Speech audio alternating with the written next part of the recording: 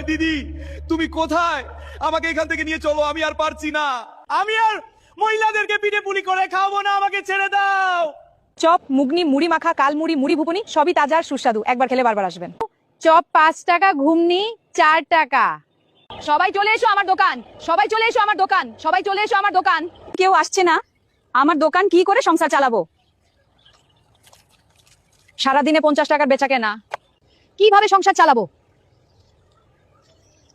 কলা নেবে? কলা 20 টাকা ডজন, সবাই চলে এসো, তাজা কলা, একবার খেলে আর ভুলবে না।